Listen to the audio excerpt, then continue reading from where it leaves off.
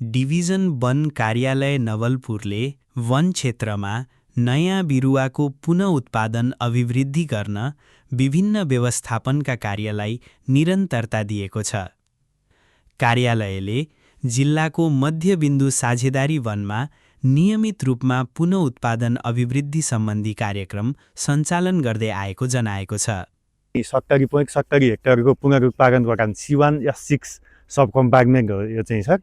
अब यसमा चाहिँ 5 वर्ष रिजेनेरेसन फेरिङ भयो। आरएफको काम 5 वर्ष भयो। 5 वर्ष पुनरुत्पादन कटान प्लटमा हामी छौँ अहिले।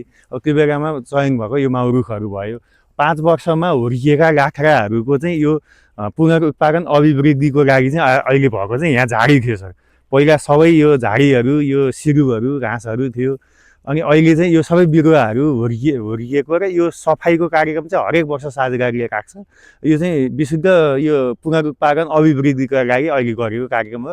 यो चाहिँ हरेक वर्ष सञ्चालन हुँदै आएको छ। अब यसमा चाहिँ अहिले हामीले यो लाखरा काट्ने कामहरू भएको छैन।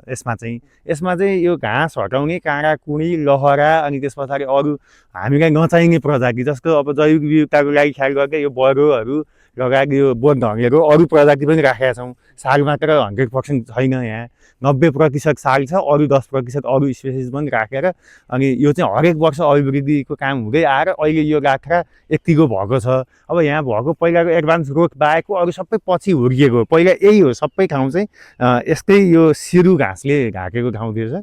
अनि यो चाहिँ अहिले 35 हेक्टरमा करिब 35 हेक्टरमा यसरी बिरुवाहरू हुर्किएका छन्। अब यो चाहिँ यहाँ यो जिल्लाकै एउटा हेर्न लायक यो पुनरुत्पादन आएको जुन हुन्छ भन्ने प्रमाणित चाहिँ यहाँ भएको छ। यस्तो ठाउँमा पनि पुनरुत्पादन हुर्किएर अहिले देखाउन लायक भएको छ। यति नै भयो यो प्राविधिक कुरा चाहिँ। अब अरू यो 71-72मा कार्ययोजना स्वीकृत भयो। 72-73देखि पुनरुत्पादनको काम भयो। 2 वर्षको एकैचोटि काम भयो। त्यो चाहिँ उताबाट सुरु भयो। यहाँ चाहिँ हाम्रो यो चौथो कि तेस्रोको हो? यो अहिले भएको चाहिँ यो दोस्रो हो। पहिलो र दोस्रो एकै वर्ष दोस्रोको हो।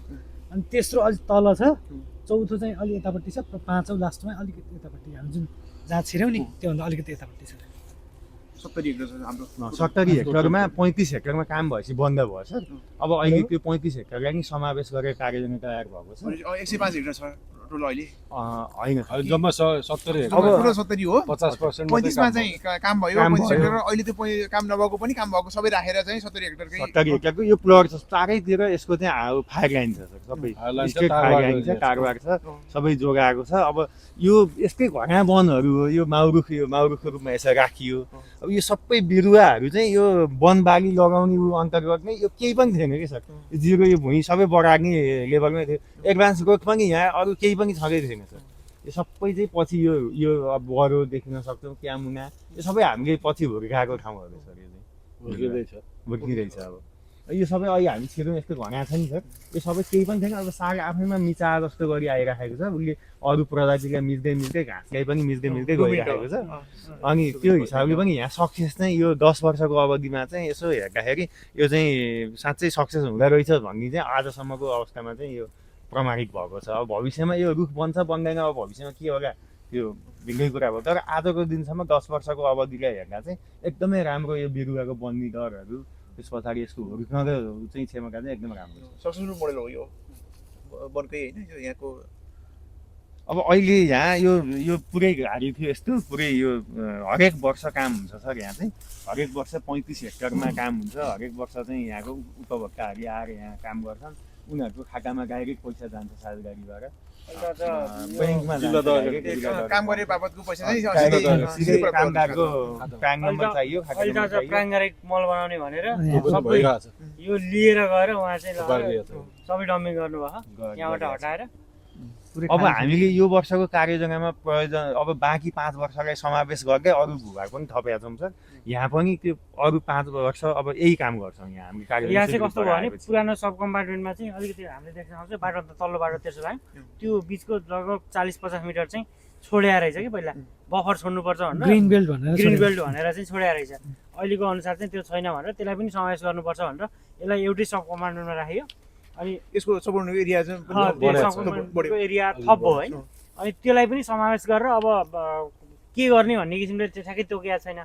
यो एरियालाई घटाएर बाँकी रहेको झन्डै हाम्रो कति छ 35 हेक्टर बाँकी 35 हेक्टर 35 हेक्टरलाई चाहिँ अब 10 वर्षलाई काम गर्ने किसिमले चाहिँ फेरि त्यसलाई विभाजन गरेर अहिलेको योजनाले चाहिँ प्रस्तावित त्यसरी प्रस्तावित छ अब यहाँ चाहिँ यहाँको चाहिँ अब ग्रोथ भइरहन्छ नयाँ अब चाहिँ जुन 35 हेक्टर अहिलेको चाहिँ अब हाम्रो होइन नयाँ कार्ययोजना अनुसार त्यसमा चाहिँ काम गर्ने 10 वर्षमा काम गर्ने हिसाबले हामी तयारी गरिरहेछौँ अलिकति उहाँ देख्यो भने अलिकति बाक्लो क्षेत्र होला है अनि यो एरियामा चाहिँ के काम हुन्छ बाँकी 10 वर्षमा यसमा चाहिँ मुख्यतः चाहिँ पुनरुत्पादन अभिवृद्धि भयो अनि हाम्रो चाहिँ यो अब 10 वर्ष पुगेपछि लाथ्राको थिनिङ पनि हुन्छ पुरा कार्ययोजना भनेर अर्को एउटा कार्ययोजना बनाएर डिभिजन 1 कार्यालयबाट स्वीकृत गराएर यो लाथ्राहरू पनि अब बाक्लो भइसक्यो ल 10 वर्ष पुगेपछि त्यसलाई चाहिँ थिनिङ गर्ने भन्ने चाहिँ हुन्छ ठिक छ अब अहिलेको हाम्रो एउटा समस्या छ यहाँ चाहिँ प्रति हेक्टर 15 देखि 30 वटा माउ रुख राख्ने भनेर लगभग 30 वटाकै हाराहारीमा माउ रुख राखियो होइन 15 देखि 25 त्यो पहिलाको गाइडलाइन अनि हामीले 22 23 24 25 राखिया छ अनि यो माउ रुखको संख्या अब पुनरुत्पादन बढ्दै जाँदा यो माउ रुखको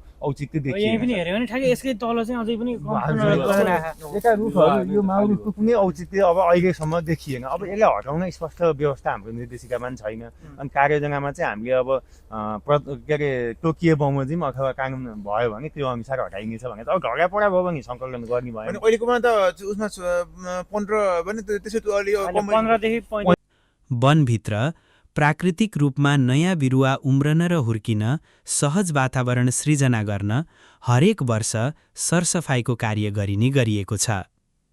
यस क्रममा वन क्षेत्रमा रहेका झारपात तथा अनावश्यक वनस्पति हटाउने, पुनः उत्पादनमा बाधा पुर्याउने प्रजाति नियन्त्रण गर्ने तथा अत्यधिक बाक्लो भएका स्थानमा लाथ्रा काटेर थिनिङ गर्ने कार्य समेत गरिन्छ।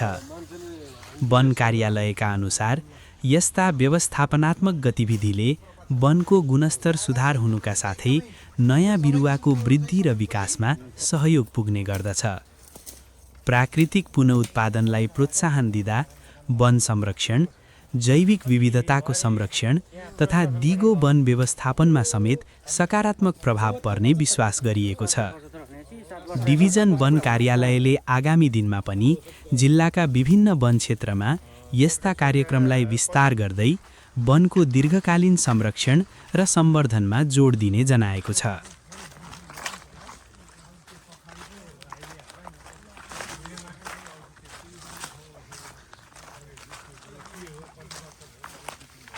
पुनरुत्पादन कार्यक्रम प्लटमा जुन अहिले देख्नुभयो त्यहाँ चाहिँ हाम्रो 10 वर्ष पुगेपछि मात्रै थिनिङ गर्ने भन्ने हाम्रो योजना छ।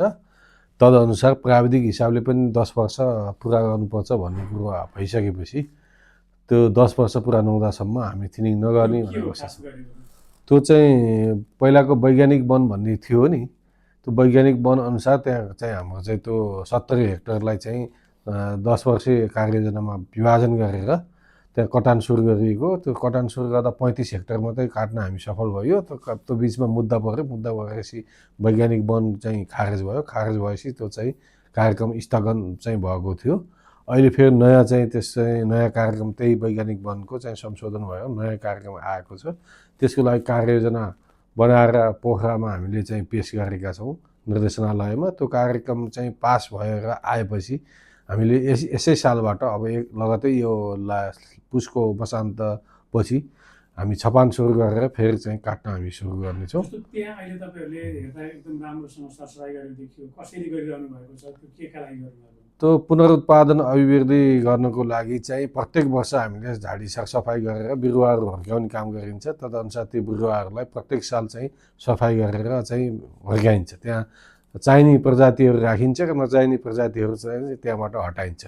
जस्तै त्यहाँ सिरु भयो, अनि अन्य जात घाँस जातिहरू, अनि आगो लाग्ने चाहिँ आगोको चाहिँ सिजनमा डढेलो चाहिँ लाग्ने, डढेलोलाई चाहिँ सहजीकरण गर्ने चिजहरू सबै हामीले त्यहाँबाट वनमासा लगायतका चिजहरू हामी त्यहाँबाट हटाएर त्यसलाई सफाइ गरिन्छ र वन डढेलोबाट त्यो पुनरुत्पादन साना बिरुवाहरूलाई जोगाउनको निम्ति यो चाहिँ विशेष चाहिँ कार्यक्रम गरिएको हो।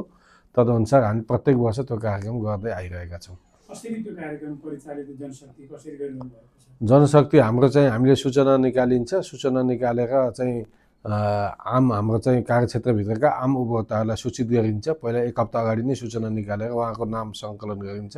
नाम सङ्कलन गरेपछि उहाँहरूलाई चाहिँ क्रमबद्ध रूपबाट चाहिँ यहाँ चाहिँ लेखेपछि कतिजना उहाँहरू चाहिँ काम गर्न चाहिँ राजी खुसी हुनुहुन्छ त्यो अनुसारको भएपछि त्यसलाई फेरि हामी विभाजन गर्छौँ र एक दिनमा कतिजना मान्छेलाई हामीले काममा खटाउने र त्यसको लागि रेखदेख गर्न हामी विशेष चाहिँ फेरि टिम लिडर बनाएर पठाउँछौँ र त्यो टिम लिडरहरूले चाहिँ तिनीहरूलाई काममा रेखदेख गर्नुहुन्छ। त्यसको लागि उपसमिति पनि चाहिँ झाडी सरसफाइको लागि एउटा उपसमिति पनि बनाइएको छ र त्यो उपसमितिले त्यसको विशेष निगरानी राख्छ। प्रत्येक दिन ती कामदारहरूको लगत रेकर्ड राख्ने र डोर हाजिर भर्ने काम गर्छ।